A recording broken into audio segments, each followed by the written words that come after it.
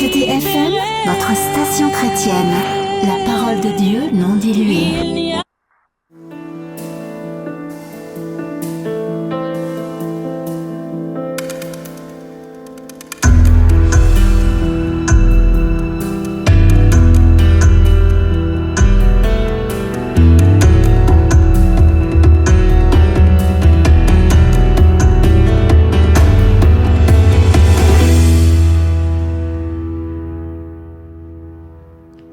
Bienvenue. Si c'est la première fois pour toi de te connecter parce que quelqu'un t'aurait parlé de nos séances d'études bibliques hebdomadaires, bienvenue. Toi qui as déjà l'habitude de te connecter tous les mardis, mercredis et jeudis à partir de 21h, heure de New York, bienvenue à tous ceux-là qui nous écoutent depuis la France et nous saluons également ceux-là qui nous écoutent depuis l'Angleterre, depuis l'Écosse, depuis l'Irlande du Nord, depuis l'Irlande du Sud, sans oublier ceux du côté de la Finlande, de la Suède, de la Norvège, des pays de l'Europe du Nord, la Suisse, l'Allemagne, les Pays-Bas. Nous saluons également ceux qui sont du côté de l'Autriche, n'est-ce pas, de la Nouvelle-Zélande, de l'Australie. Bienvenue à tous ceux qui nous écoutent également depuis les pays arabes, ceux qui sont du côté du Koweït, de l'Arabie Saoudite, de l'Iran, de l'Irak, du Pakistan, de l'Ouzbékistan, du Kazakhstan, de l'Inde. Je salue et très particulièrement toi, cette mère de famille, toi, ce père de famille qui a pris la bonne résolution sage d'éduquer tes enfants spirituellement par ces séances d'études bibliques hebdomadaires. Bienvenue ma soeur, bienvenue mon frère. Je remercie le Seigneur Jésus-Christ pour vos vies. Je remercie le Seigneur Jésus-Christ pour ta vie. Je le remercie d'avoir mis dans ton cœur de t'intéresser aux choses spirituelles. La parole de Dieu nous enseigne dans le livre de Jude. Dans Jude chapitre 1 verset 5, la parole de Dieu dit « Or, je veux vous rappeler, à vous qui l'avez su une fois, que le Seigneur ayant délivré le peuple du pays d'Égypte, détruisit ensuite ceux qui ne crurent pas. » La parole de Dieu dit que lorsque les enfants d'Israël souffraient en Égypte, la parole de Dieu dit que lorsque tu étais fracassé et malmené par cette maladie, la parole de Dieu dit que lorsque tu n'arrivais pas à faire d'enfant, la parole de Dieu dit que lorsque ton mari t'avait abandonné, la parole de Dieu dit lorsque tes enfants mouraient l'un après l'autre et qu'un pasteur est venu te délivrer et ça s'est arrêté, la parole de Dieu dit que si tu t'amuses, Dieu lui-même va te détruire.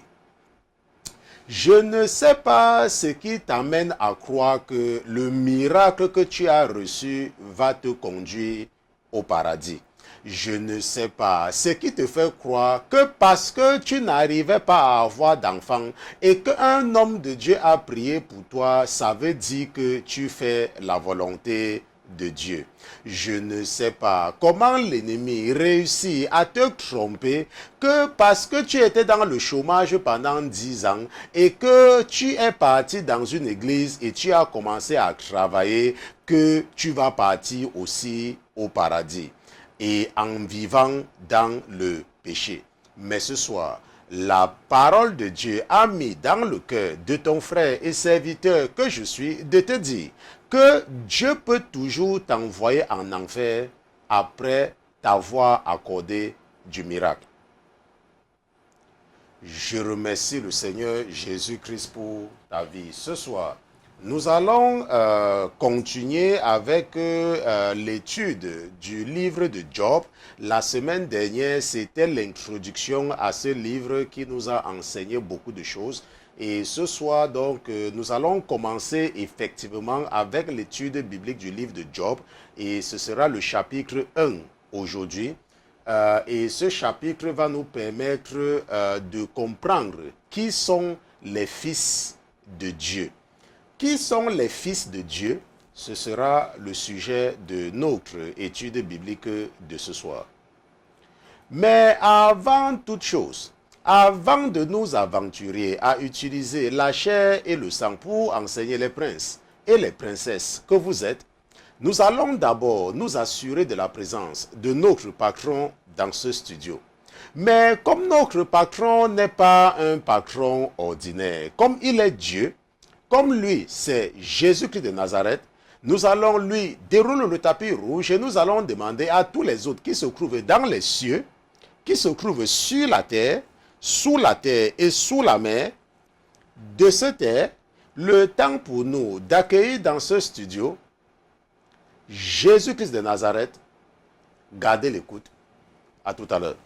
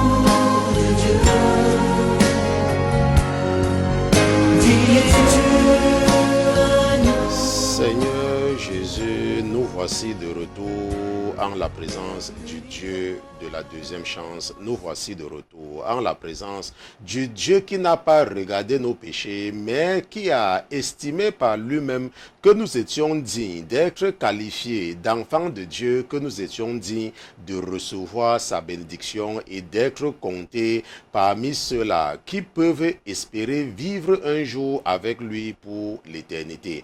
Père éternel, nous revenons en ta présence, malgré nos manquements, nous revenons en ta présence, malgré la saleté que nous avons sur nous. Nous sommes des enfants, nous sommes partis jouer dans la poussière du péché, nous sommes partis jouer dans la cour. Comme les enfants, papa, nous prions que tu considères que nous ne sommes que des enfants et que l'enfant n'est pas conscient de la saleté, l'enfant n'est pas conscient de la poussière, parce que l'enfant sait que son papa va laver ses habits, parce que l'enfant sait que sa maman va laver ses habits. L'enfant sait que s'il fait caca dans les couches, sa maman va le nettoyer. L'enfant sait que s'il pisse dans ses couches, on va certainement le nettoyer et on va lui redonner ce qui est propre. Père éternel, considère-nous seulement comme des enfants insensés. Considère-nous seulement comme des enfants qui apprennent encore à te connaître. Considère-nous, Père éternel, que nous ne sommes que des bébés et que lorsque nous revenons vers toi, ce n'est pas parce que nous sommes conscients que nous t'avons offensé, mais c'est parce que nous sommes conscients que tu es notre Père et que c'est toi le même Père qui nous a raconté la parabole de l'enfant prodige. Et dans cette parabole, papa, tu ne nous dis pas que le Père avait repoussé l'enfant qui avait gaspillé ses biens. Ce que tu nous dis, c'est que ce Père avait vu l'enfant de loin et avait couru l'embrasser jusqu'à retirer son anneau pour mettre au doigt de son fils. Et il a dit, mon fils qui était perdu a été retrouvé. Papa, considère seulement que tes enfants sont partis se laver sous la pluie et dans la boue et qu'ils se sont rendus compte après qu'ils doivent revenir se faire nettoyer par leur père, qu'ils doivent revenir se faire nettoyer par leur maman, qu'ils doivent revenir se faire nettoyer dans la maison. C'est pour cela que nous revenons en ta présence ce soir. Nous nous asseyons à tes pieds parce que nous savons que par le sang précieux de l'agneau qui a été immolé à la croix du calvaire, il y a de cela 2000 ans, nous pouvons être sanctifiés, nous pouvons être purifiés et nous pouvons encore apparaître propres devant toi. Père éternel, ta parole nous dit que ce n'est que par la grâce que nous pouvons être sauvés. Donc nous n'avons pas la prétention de mériter le salut, nous avons plutôt la conviction que ce ne sera que par ta grâce. Et Et ça ne sera pas par rapport à ce que nous avons fait, parce qu'il n'y a rien que nous puissions faire pour mériter de vivre pour l'éternité avec le Dieu qui a créé les cieux et la terre. Père éternel, permets-moi de venir en ta présence avec le troupeau que tu m'as confié. Et permets-moi, papa, de t'offrir leur sacrifice de culpabilité, leur sacrifice d'expiation. Père éternel, permets-moi de te demander de nous pardonner nos offenses et de ne pas nous soumettre à la tentation. Nous te disons merci, papa, de ne jamais mépriser nos rendez-vous hebdomadaires. Et nous te disons merci de toujours trouver le moyen de parler à nos esprits, parce que sans ton esprit, il nous serait impossible de comprendre les oracles et les mystères que tu as cachés à ceux-là qui se croient sages alors que dans la réalité, ils sont fous. Nous te disons merci pour ta miséricorde au nom de Jésus-Christ, ton serviteur et tes enfants. D'une seule fois, nous te disons Amen.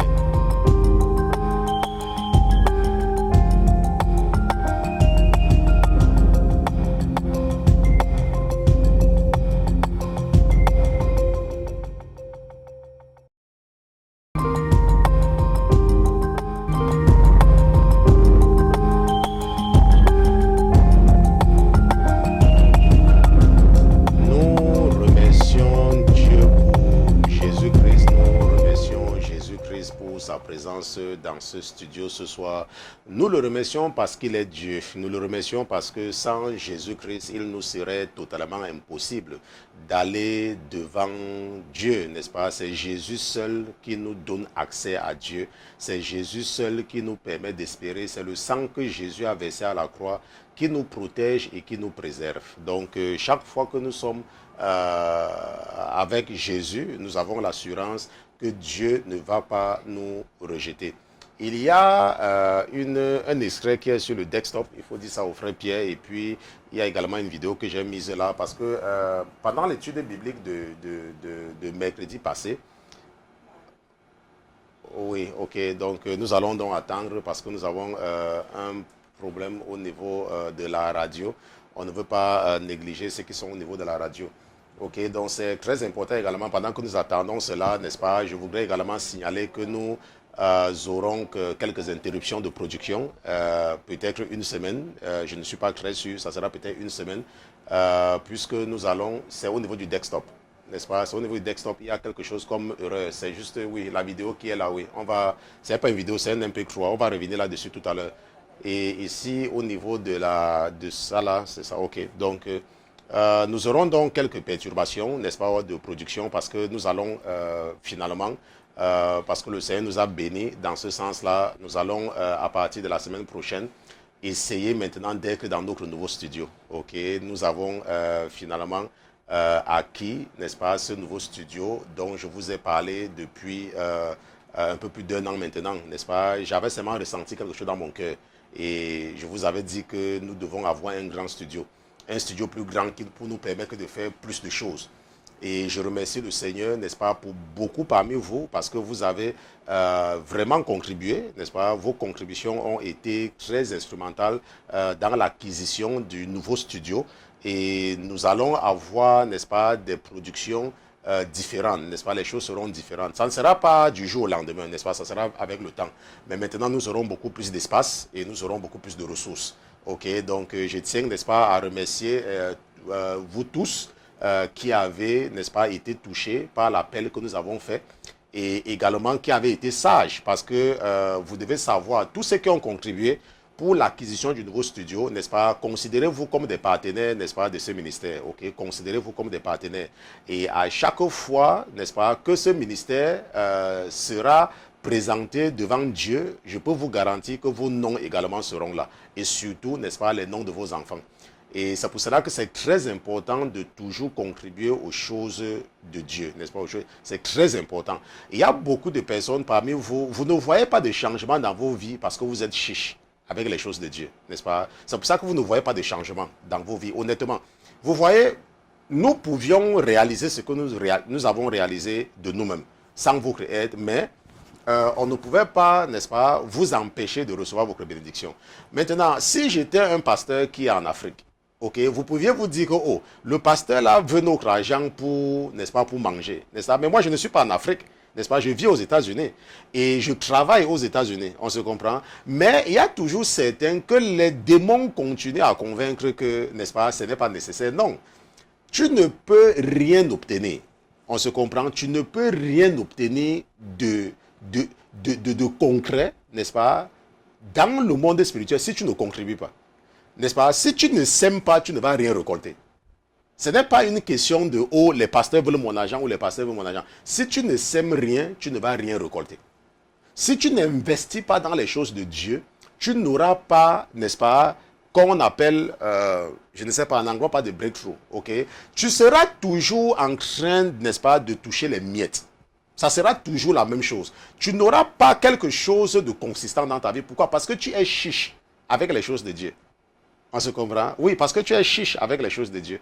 Tu peux être là, tu vas écouter le pasteur Christian. Oh, pasteur Christian, je vous écoute depuis 2 ans, depuis 3 ans, machin, truc. Mais tu n'as jamais contribué pour le ministère. On se comprend? Et tu n'as jamais contribué. Et tu vas te dire que, oh, pasteur, je n'ai pas l'argent. Mais pourtant, tu as quand même l'argent pour acheter certaines choses. Ce n'est pas une question de donner beaucoup. Ce n'est que ton intention, le petit là, n'est-ce pas? Ce petit là va débloquer ta vie. Je ne dis pas ça parce que j'ai besoin, puisque par exemple, tu n'as jamais rien donné. On a eu le nouveau studio, n'est-ce pas? Donc c'est pour te dire que ce n'est pas ce que tu vas donner qui va changer ce que nous faisons, mais ça va plutôt te bénir. Et ce n'est pas seulement valable pour ce ministère. Ok, c'est valable pour le travail de Dieu. N'est-ce pas? Pour le travail de Dieu, pour ton église locale, pour n'importe quoi, c'est valable. Ok. Maintenant, lors de l'étude biblique de mercredi dernier, je pense que pendant l'introduction au livre de Job, j'ai fait une erreur et votre papa m'a corrigé immédiatement, n'est-ce pas, à la fin de l'étude biblique. Et je vais demander au frère Pierre, n'est-ce pas, de s'apprêter avec l'autre vidéo et mon épouse également. Et nous allons écouter ce que j'ai dit mercredi dernier avant que votre papa ne me corrige. Et bien évidemment, j'ai retiré cela dans la production finale. Ok. Donc, si vous êtes prêts, allez-y et je vais, nous allons... Nous voyons donc que quand on parle des fils de l'Orient, nous sommes en train de parler de cette zone-ci là, de cette zone de la Mésopotamie. On se comprend, nous sommes en train de parler de cette zone. Parce que n'oublie pas que voici, n'est-ce pas, le territoire de Canaan ici. Ça là, c'est Jérusalem et puis, n'est-ce pas, là où Abraham va finalement se retrouver ici à Shechem. Ok. Et donc, voilà là où Rebecca restait chez son frère, chez son père, Laban. Et nous savons que Laban, c'était le frère de Sarai. Ok, c'était le frère de Sarah. Donc, chaque fois que tu entends, donc c'est ici là que Job a vécu. Job, n'est-ce pas, a vécu, n'est-ce pas, au temps, n'est-ce pas, de la Mésopotamie, n'est-ce pas. Nous voyons donc que quand on parle des fils de l'Orient, je ne sais pas si mon épouse est déjà sur moi, n'est-ce pas. Donc, il y a une erreur, n'est-ce pas, dans cette partie. Bien évidemment, lorsque le Seigneur a attiré notre attention là-dessus, nous avons enlevé ça sur la production finale. Ok, vous n'allez pas voir ça sur la production, n'est-ce pas, de l'introduction du livre de Job, parce que c'était immédiatement après l'étude biblique, n'est-ce pas, qui nous a signalé, et attention, il y a une erreur ici, enlever ça.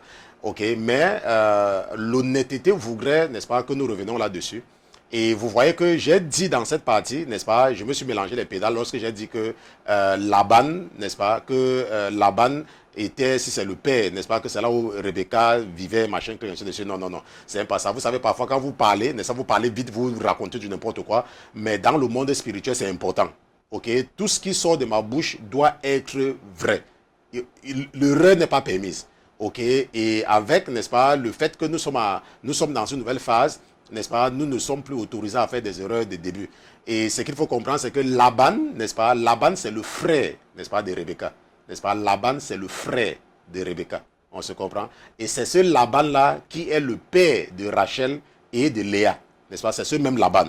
Ok, et... je ne sais pas, j'ai dit que, ou bien si c'était le père de Sarai. Non, non, non, ce n'est pas le père de Sarai, n'est-ce pas? Le père de Sarai, c'est Sarai et Abraham avaient le même père, mais ils n'avaient pas seulement, n'est-ce pas, la même mère. Ok, donc il faut comprendre donc que Laban, c'est le frère, n'est-ce pas, de Rebecca.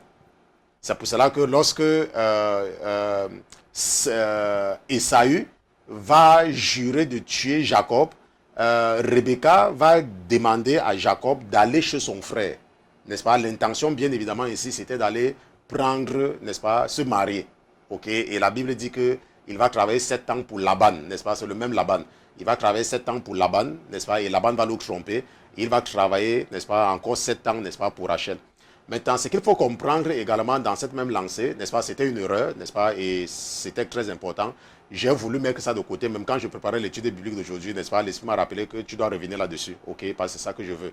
Ce n'est pas une histoire de dire que tu as raison ou pas, non, il faut, quand tu fais une erreur, n'est-ce pas, et c'est valable même pour toi, quand tu fais une erreur, tu dois être assez humble, n'est-ce pas, de t'excuser et de dire que j'ai fait une erreur ici, là. Ok, et c'est ça que Dieu n'est pas intéressé au fait que tu maîtrises la Bible. Ça ne l'intéresse pas. Ce qui l'intéresse, c'est ton honnêteté. N'est-ce pas? Ce qui l'intéresse, c'est que est-ce que ce que tu dis édifie les gens? Voilà tout ce qui l'intéresse. On se comprend? Donc ça, c'est très important de comprendre. C'est pour cela également qu'il est très important, parce que c'est quelque chose que je voulais également souligner, c'est que lorsque tu es un pasteur ou lorsque tu es un intercesseur, et Dieu t'utilise pour guérir quelqu'un, ou Dieu t'utilise pour délivrer quelqu'un, n'est-ce pas? La personne ne te doit rien. On se comprend, la personne. Ce n'est pas parce que tu as prié pour une femme, elle a accouché, que tu crois qu'elle te doit quelque chose. Elle ne te doit rien. Ok? La personne est redevable à Jésus-Christ. Et Jésus t'a seulement utilisé comme un instrument. Donc si tu m'écoutes également aujourd'hui et que peut-être tu avais des problèmes dans ta vie, et quelqu'un a prié pour toi, tu as été délivré ou tu as été guéri, il ne faut pas croire que tu as une obligation envers cette personne. Tu n'as aucune obligation, tu as une obligation envers Jésus. Ne te sens pas en prison, comme si quoi, si peut-être tu n'es pas avec la personne. Non, non, non. L'homme n'est qu'un intermédiaire. Un pasteur n'est qu'un intermédiaire. Un prophète n'est qu'un intermédiaire. Celui qui guérit et celui qui fait le miracle, c'est Jésus-Christ. On se comprend? Oui, ça c'est très important de comprendre. Donc, nous allons donc partir dans Job chapitre 1. Nous allons lire des versets 1 à 7. Donc, allons dans Job chapitre 1. Et nous allons lire des versets 1 à 7. Ok, ça c'est très important, n'est-ce pas, cet enseignement. Si tu peux retenir cet enseignement, ça va également te bénir. N'est-ce pas? La Bible dit qu'il y avait dans le pays d'Ut, nous savons déjà où se trouvait Ut, n'est-ce pas, c'était en Mésopotamie, un homme dont le nom était Job.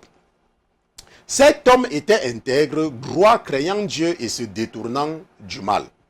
Et il lui naquit 7 fils et 3 filles. Et il possédait 7000 brebis, 3000 chameaux, 500 paires de bœufs, 500 ânesses et un très grand nombre de serviteurs. Et cet homme était le plus grand des enfants de l'Orient.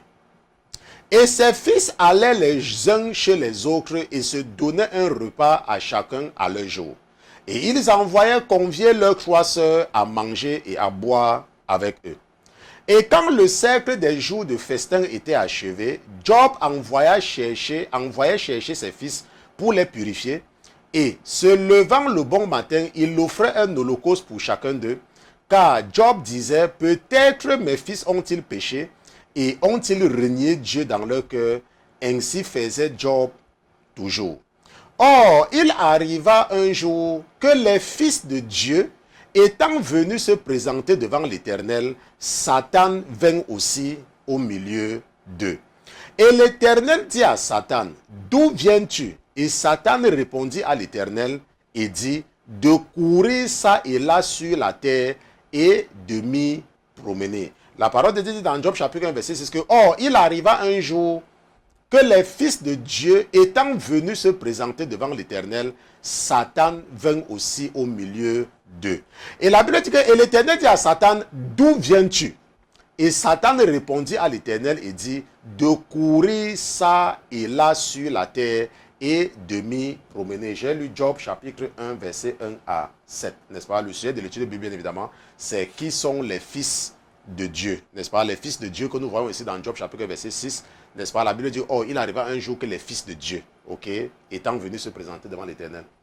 Bon, maintenant, ce que nous devons noter ici, là, n'est-ce pas, c'est l'usage, et nous allons faire le copier-coller comme d'habitude, n'est-ce pas? Nous faisons le copier-coller comme d'habitude, et nous allons marquer là, n'est-ce pas, les fils de Dieu, et nous allons souligner cela. Donc, juste le temps pour moi de...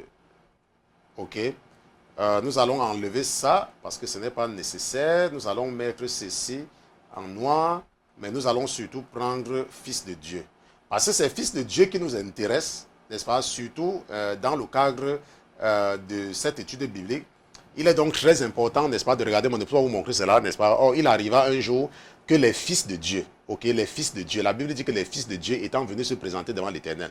Maintenant, bien évidemment, nous savons que toi, tu ne peux pas te présenter devant Dieu. Ok, toi, tu ne peux pas te présenter devant lui. Ok, mais la Bible dit qu'il y a les fils de Dieu étaient venus se présenter et Satan. Ok, peut-être si tu regardes ici, là, n'est-ce pas, nous pouvons également mettre Satan en rouge. N'est-ce pas, ça c'est lui là, Satan, n'est-ce pas, celui qui nous crée à tous des problèmes.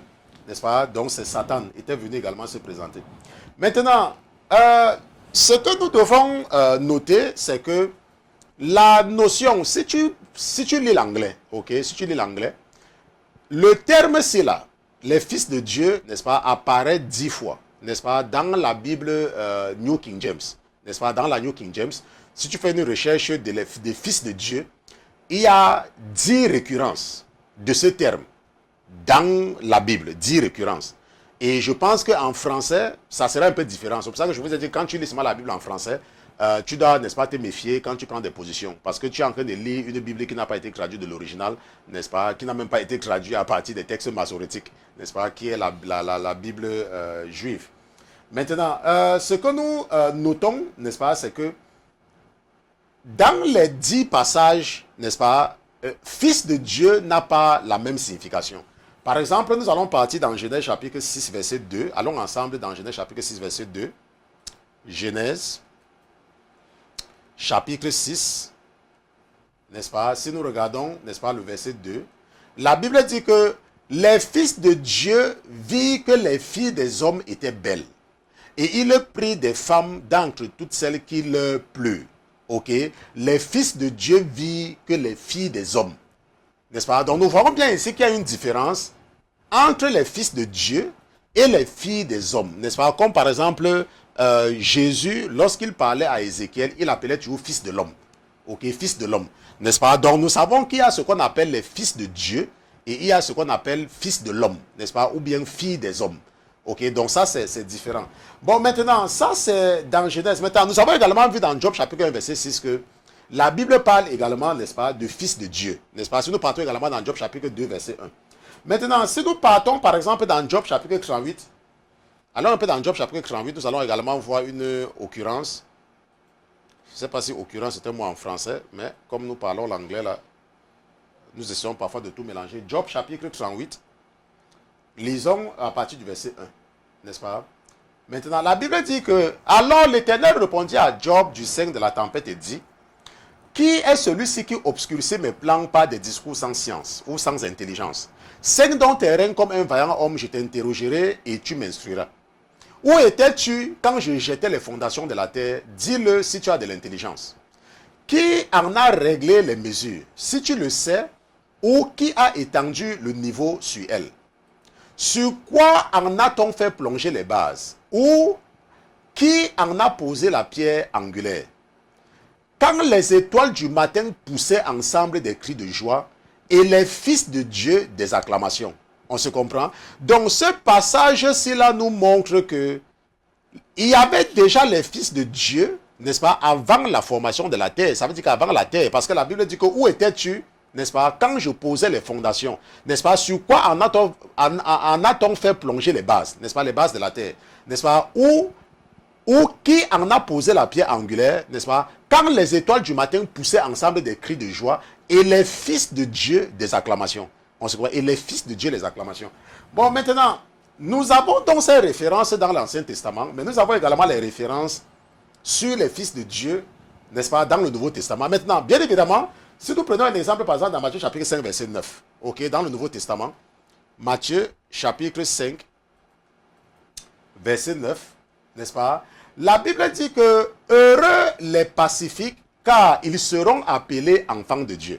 Bon, maintenant, ce qu'il faut noter ici, c'est que lorsque nous prenons la Bible en français, n'est-ce pas, au lieu de fils de Dieu, comme en anglais, ça parle d'enfants de Dieu. Et la différence est claire. Ok, là, tu peux voir la différence clairement. Ok, entre fils de Dieu et enfant de Dieu. Mais, n'est-ce pas, si tu regardes plutôt, n'est-ce pas, dans les Bibles en anglais, ça sera la même chose. N'est-ce pas, sons of God. N'est-ce pas, sons of God.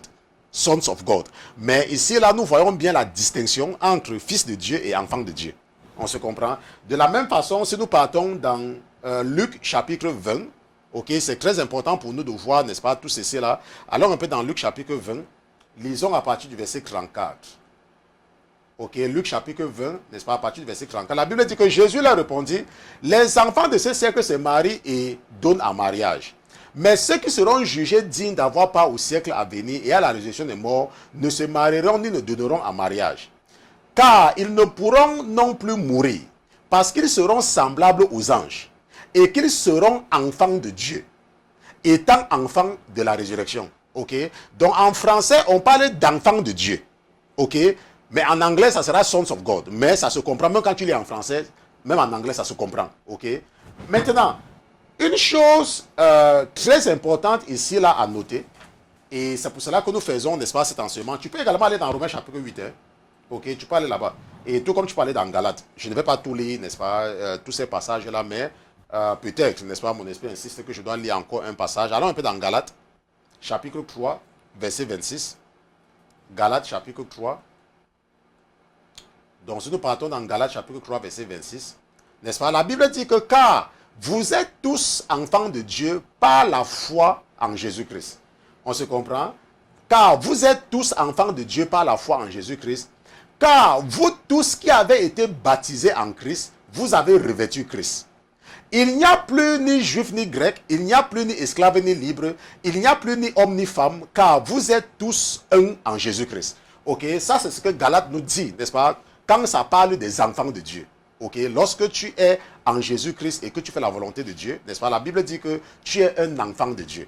Et lorsque tu es un enfant de Dieu, il n'y a plus de sexe. On se comprend, il n'y a plus de sexe, il n'y a pas ni femme ni homme. C'est pour ça que quand les gens qui voient les anges, n'est-ce pas, vont toujours te dire que, ok, les anges, tu ne peux pas dire que ça c'est un homme, ça c'est une femme. Ok, et nous allons revenir là-dessus tout à l'heure. Bon, maintenant, ce que nous devons comprendre, c'est que dans Job chapitre 1, verset 6, la Bible nous parle des fils de Dieu qui sont venus se présenter devant Dieu. Ok? Bon, il y a les adeptes du diable qui vont dire que les fils de Dieu, n'est-ce pas, ce ne sont pas les anges. Ok? Mais nous devons être clairs. Ok? Il faut déjà savoir que lorsque la Bible parle des fils de Dieu, n'est-ce pas, il s'agit, n'est-ce pas, des anges. Ok?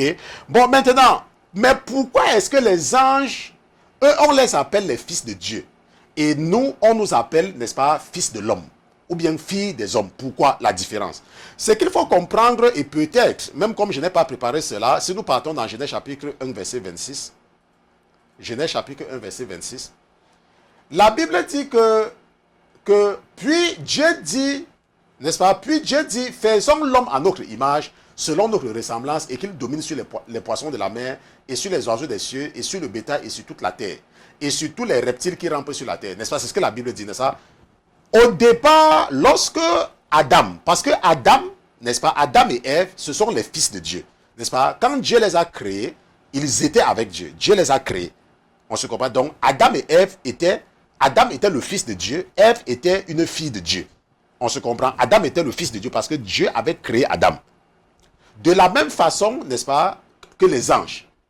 On se comprend? Bon, maintenant, mais lorsque je préparais cet enseignement, l'Esprit a attiré mon attention sur Genèse chapitre, je crois Genèse chapitre 5. Allons un peu là-bas avant de revenir là où nous devons partir, Genèse chapitre 5. Et nous allons lire des versets 1 à 3. Ok? Maintenant, regardons un peu ce que la Bible dit. La Bible dit que voici le livre de la postérité d'Adam. Au jour où Dieu créa l'homme, il le fit à la ressemblance de Dieu.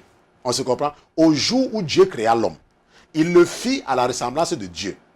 Il les créa mâle et femelle, et il les bénit et leur donna le nom d'homme au jour où il fut créé.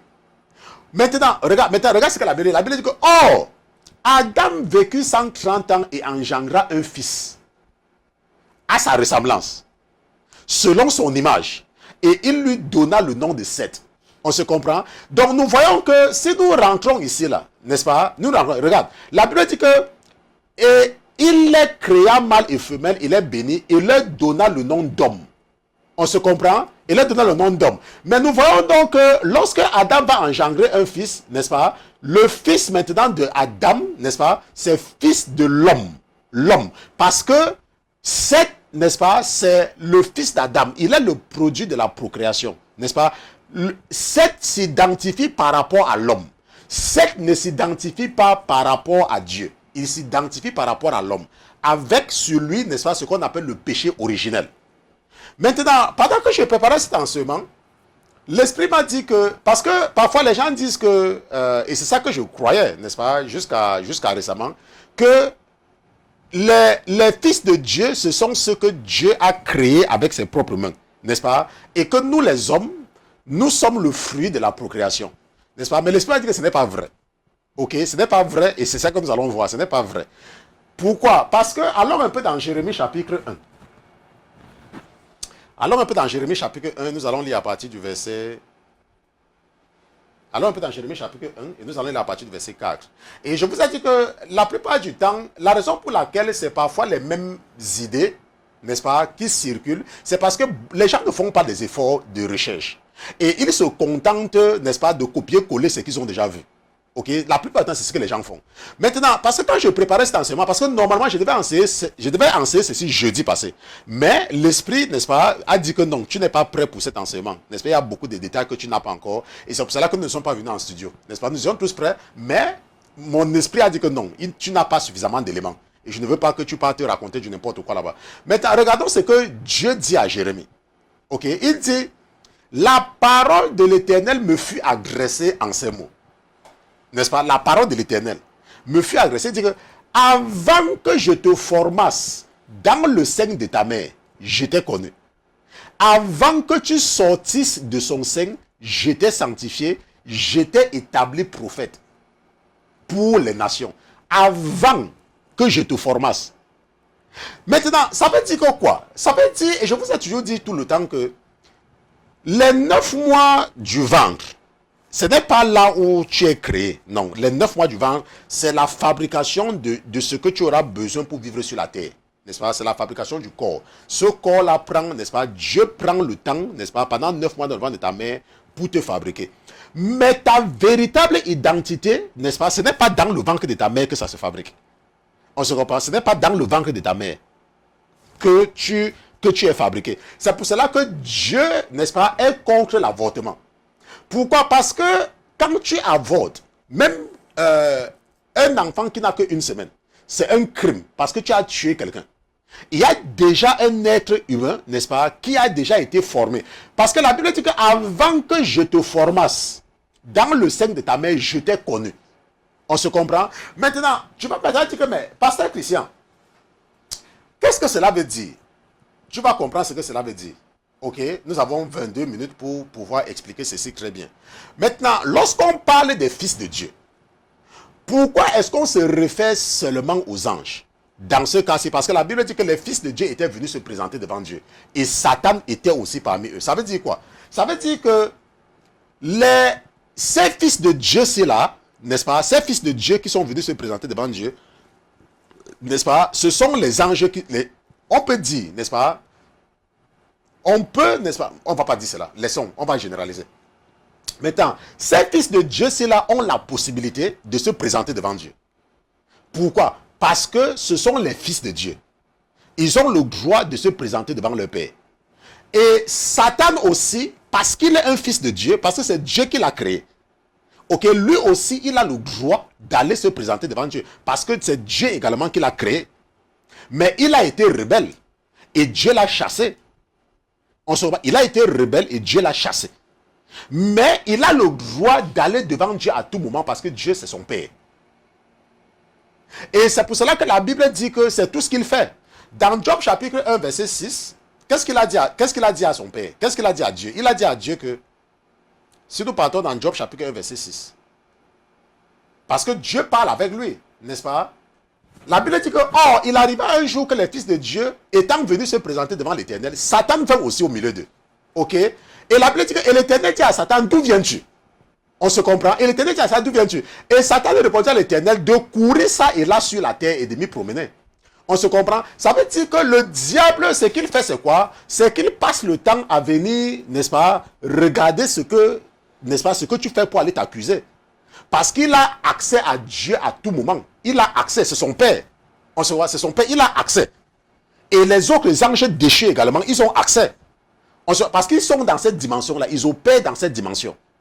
Donc les fils de Dieu ici, là, fait référence aux anges. Et les enfants de Dieu, maintenant, nous allons comprendre quelque chose de très important par rapport aux enfants de Dieu. Allons un peu dans 1 Jean chapitre 3.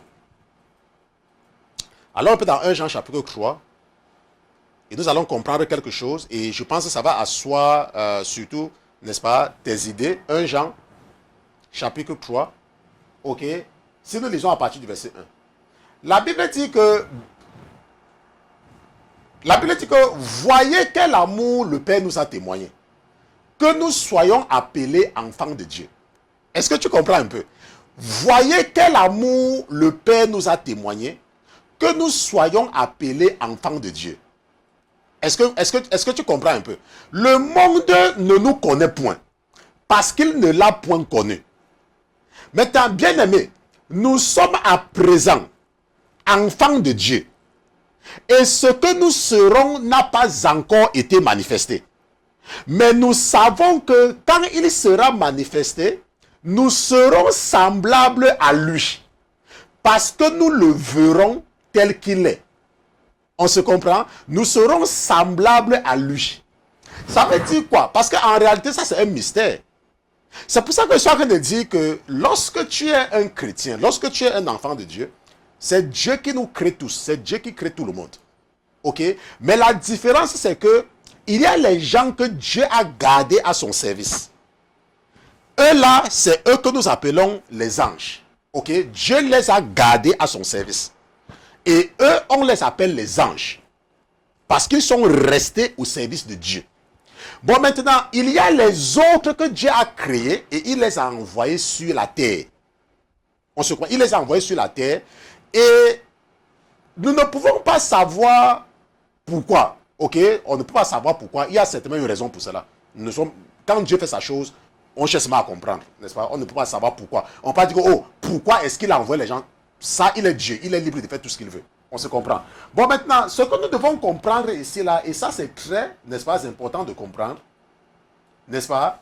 Ça c'est très important de comprendre, c'est que les anges qui sont les créatures de Dieu que Dieu a maintenues en sa présence peuvent également se transformer en hommes.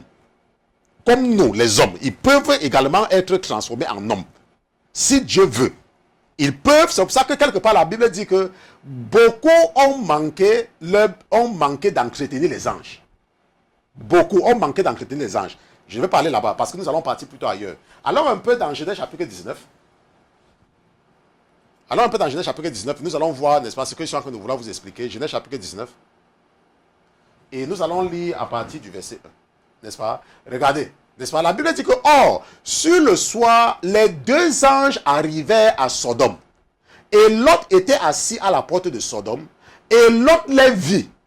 Et il se leva pour aller au-devant d'eux et se prosterna le visage contre terre. N'est-ce pas? Nous savons que Lot était un homme. Mais Lot a vu deux anges. N'est-ce pas? Lot a vu deux anges. Et la Bible dit que, et il a dit, voici, je vous prie, mes seigneurs, venez loger dans ma maison, dans la maison de votre serviteur, et passez la nuit et lavez vos pieds. Et demain matin, vous vous leverez et vous continuerez votre chemin. Mais il dit, non, nous passerons la nuit dans la rue. Mais il les pressa tellement qu'ils allaient loger chez lui et entrer dans sa maison. Et il leur fit un festin et fit cuire des pains sans levain. Et ils le mangèrent. Il n'était pas encore couché que les hommes de la ville, les hommes de Sodome, environnaient la maison, depuis le jeune homme jusqu'au vieillard, tout le peuple ensemble. Et appelant Lot, il lui dit, où sont les hommes qui sont venus chez toi cette nuit?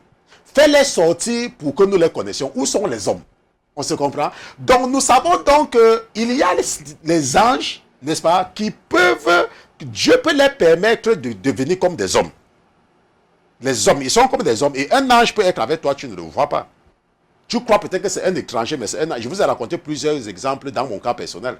On se comprend? Un ange. Donc les anges peuvent être. Maintenant, mais c'est une catégorie, une catégorie de créatures que Dieu a préféré garder à son service.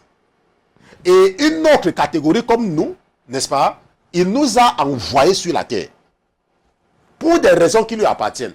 Maintenant, et le processus, n'est-ce pas? Et je pense, ok, que lorsque Dieu t'envoie sur la terre, la Bible dit que tu n'es qu'un pèlerin. Bon, peut-être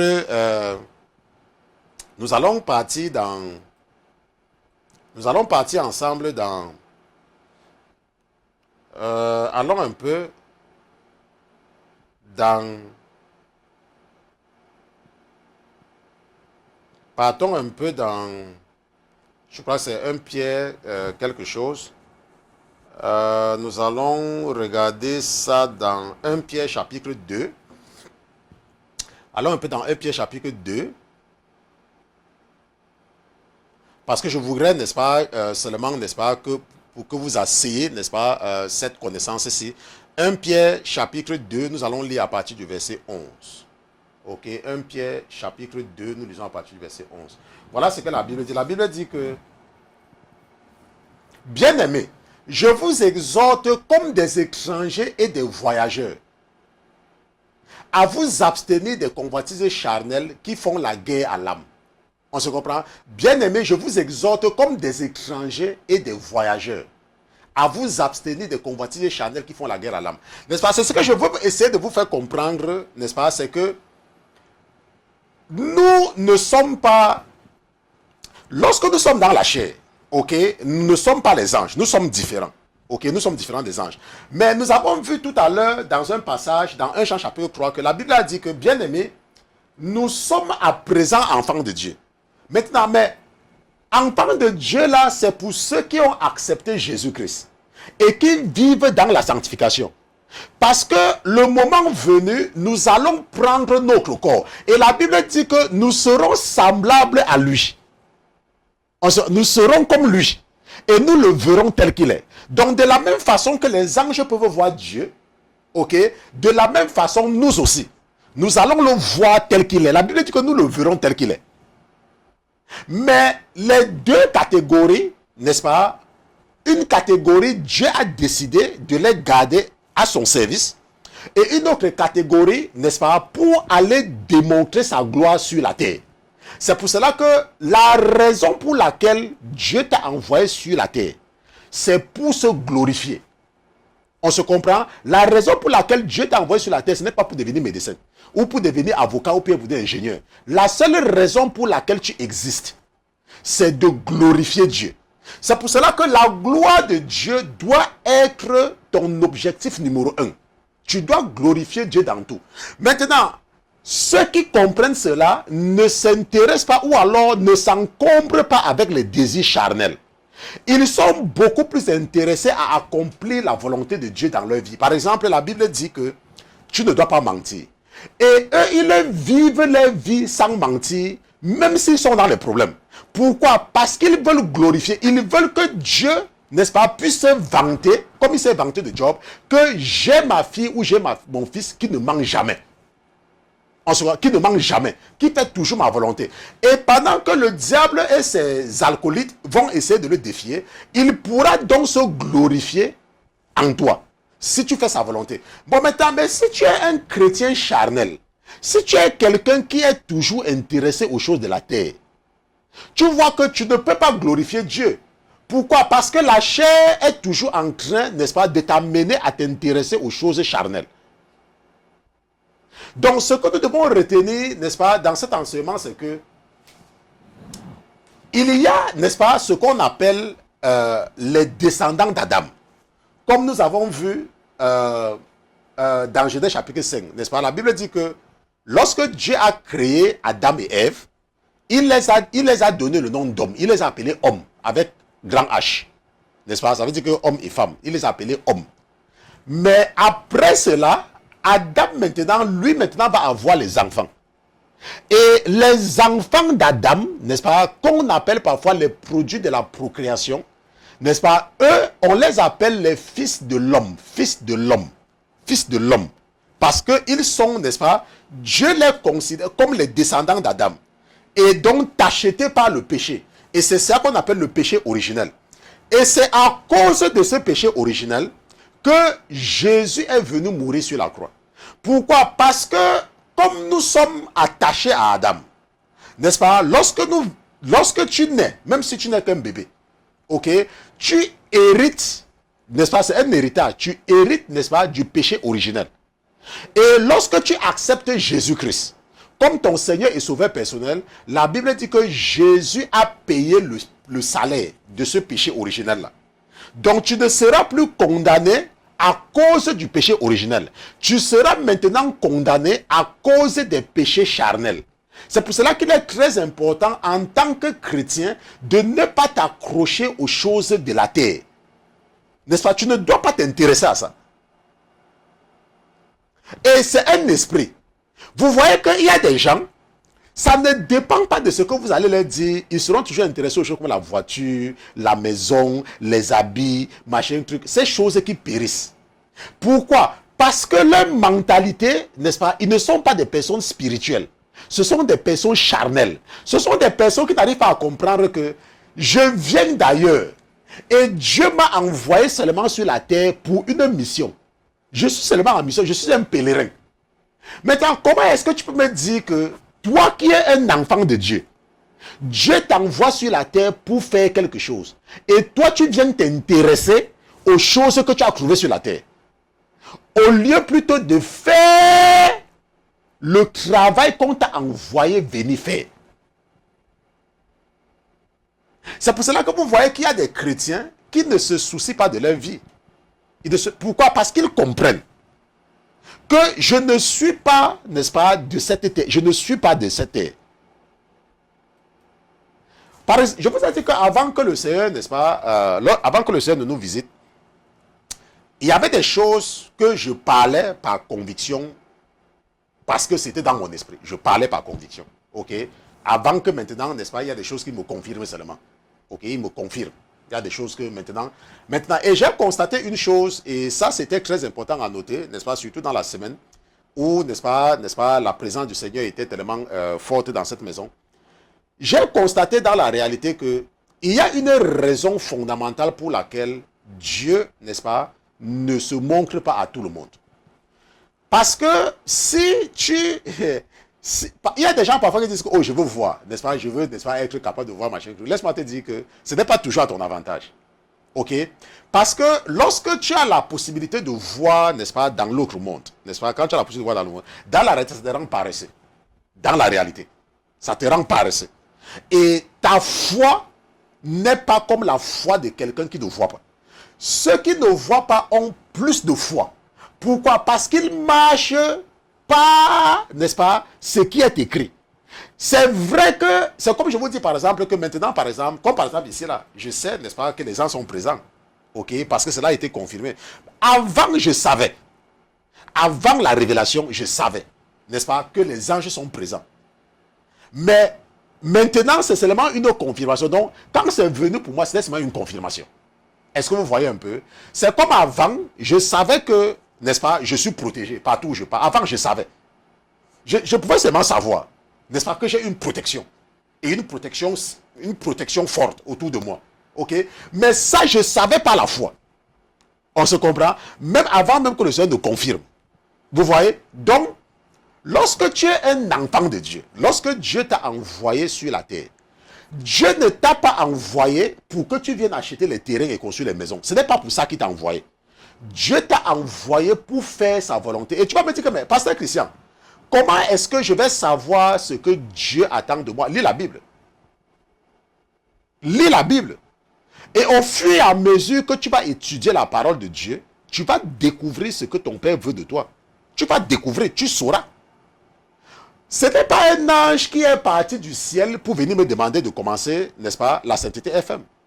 Ce n'est pas le prophète qui m'a délivré, qui m'a demandé de commencer ce ministère. Non.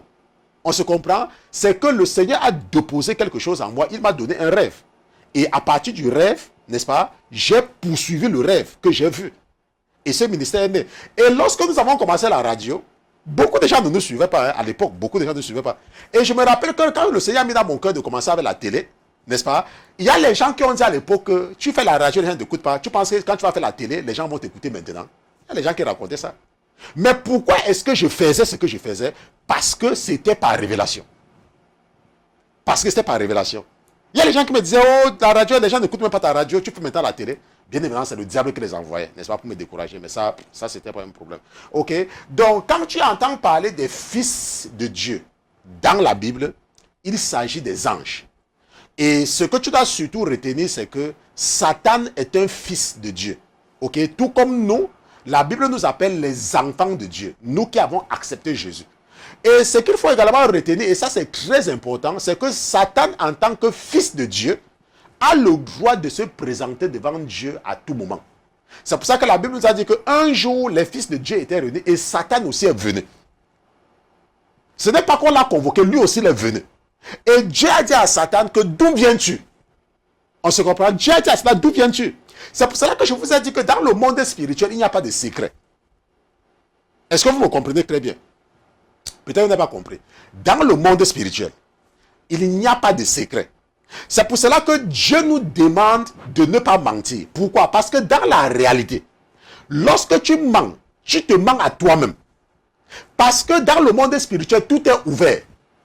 Et Dieu maintenant, parce qu'il ne veut pas que le diable te trompe en te donnant l'idée ou l'impression que tu es en train de mentir quelqu'un, Dieu t'ordonne de ne pas mentir. Dans la réalité, c'est pour te protéger. Parce que quand tu dis quelque chose dans le monde spirituel, tout est ouvert. C'est pour cela que lorsque Dieu veut te dire quelque chose en secret, il utilise un code. Il passe par le rêve. Et le message est codé. On se comprend? Il est codé. Parce que s'il te déclare ça, tout le monde sera au courant. Et il fait donc de telle sorte qu'il te donne un rêve de façon codée et il dépose, n'est-ce pas, la clé de décryptage dans l'esprit d'un de ses serviteurs. Et lorsque tu as un rêve, ton esprit va te pousser d'aller vers cette personne-là. Parce que c'est la personne-là qui a la clé de décryptage du rêve. Et c'est comme ça que Dieu, n'est-ce pas, fait passer les messages secrets. C'est pour ça qu'il utilise les rêves. Parce que dans le monde spirituel, il n'y a pas de secret. Tout est ouvert. Si tu vis chez les Blancs, tu vas comprendre plus. Si tu vis chez les Blancs, chez nous ici, là, dis un seul truc à un collègue au travail. Avant 30 minutes, toute la société sera au courant. C'est comme ça que ça marche chez les Blancs. Parce qu'ils ne savent pas cacher les choses. Et c'est pour ça que Dieu te dit, ne mens pas. Parce que quand tu mens, dans la réalité, tu es en train de te mentir à toi-même. Et le jour du jugement, toi-même, tu vas voir que tous tes mensonges vont te rattraper. Pourquoi? Parce que les démons sont au courant, les anges de Dieu sont au courant de tout ce que tu fais. Donc, si tu es quelqu'un qui est menti, à partir de là, il faut arrêter. Parce que le mensonge là, dans la réalité, c'est à toi-même que tu es en train de mentir. Ce n'est pas à quelqu'un que tu mens. On se comprend? Donc ça, c'était très important de comprendre. Nous sommes arrivés au terme de l'étude biblique de ce soir, n'est-ce pas? C'était très important de comprendre, n'est-ce pas, ce concept de fils de Dieu, n'est-ce pas? Si c'était la première fois pour toi de te connecter, nous sommes la Sainteté FM, la Sainteté Télévision. Nous sommes un ministère, n'est-ce pas, d'édification, d'enseignement. Nous ne sommes pas un ministère évangélique. Notre mission, c'est de nous adresser à ceux-là qui ont déjà eu une certaine marche avec Jésus-Christ, mais qui sont encore victimes de la ruse du diable. Si tu viens à peine de donner ta vie à Jésus, ça sera très difficile pour toi de nous suivre parce que ce que nous allons dire, n'est-ce pas, va te paraître du chinois. C'est pour cela que nous t'encourageons d'aller te faire former par les évangélistes. Maintenant, tu as écouté quelque chose et tu as une question, n'est-ce pas, personnelle. Tu peux m'écrire directement à pasteurchristian@lasainteté.com. Ça, c'est si c'est personnel, ok, directement, pasteurchristian@lasainteté.com. Peut-être que tu as une question d'ordre général, peut-être tu veux contribuer à ce ministère, peut-être tu veux travailler avec nous, n'est-ce pas? Le Seigneur a mis dans ton cœur de travailler avec nous. Tu peux toujours nous écrire à contact@lasainteté.com, contact@lasainteté.com, n'est-ce pas? Nous sommes basés ici aux États-Unis et le seul moyen de me contacter, c'est par email. Ok, je ne prends pas les coups de fil. La raison étant simple, n'est-ce pas? Étant ici aux États-Unis, il y a un décalage horaire très fort. Et je ne veux pas encourager les gens de réveiller ma femme la nuit quand je dors. On se comprend, c'est pour ça que je réponds seulement aux emails. Donc nous allons prier, n'est-ce pas? Et nous nous retrouvons également 3 fois par semaine, mardi, mercredi, jeudi à partir de 21h de New York. Nous allons nous retrouver demain, si telle est la volonté de votre Père. Et nous allons également nous retrouver jeudi, si telle est sa volonté. Mais je vous ai dit qu'il y aura des perturbations, n'est-ce pas, la semaine prochaine. Parce que nous sommes en train de partir cette semaine, n'est-ce pas? Ça sera nos derniers enseignements dans ce studio, n'est-ce pas, auront lieu cette semaine. Et à partir de la semaine prochaine, n'est-ce pas, si c'est la volonté de notre Père, nous serons dans le nouveau studio. Et lorsque nous allons arriver dans le nouveau studio, nous ne savons pas encore ce qui va se passer là-bas parce que tout sera nouveau. Et nous risquons de sauter certains enseignements pour des raisons techniques. On se comprend? Ok. Nous allons prier pour que je vous confie dans les mains de votre Père. Père éternel, je te dis merci, Seigneur Jésus. Je te remercie d'avoir été présent dans ce studio. Je te remercie pour tout ce que tu nous as enseigné ce soir. Je te dis merci, Papa, parce que tu es Dieu. Je te dis merci parce que tu n'as pas regardé nos péchés, mais tu as jugé que nous pouvons rester à tes pieds parce que en restant à tes pieds, nous apprenons et cet apprentissage nous aide à résister à la tentation et à être beaucoup plus guérir et à être beaucoup plus équipé dans le combat spirituel. Je te dis merci, papa, de m'avoir autorisé de venir en ta présence avec le troupeau que tu m'as confié. Et je prie que tu veilles sur eux cette nuit, pendant qu'ils seront endormis, afin d'empêcher à ceux perdants de Lucifer et à sa cohorte de démons de venir entrer dans leurs rêves pour les faire poser des actes que tu as en horreur. Nous te remercions pour ta fidélité et du fait que tu ne négliges jamais nos rendez-vous de la semaine. Au nom de Jésus-Christ. Amen, amen, amen.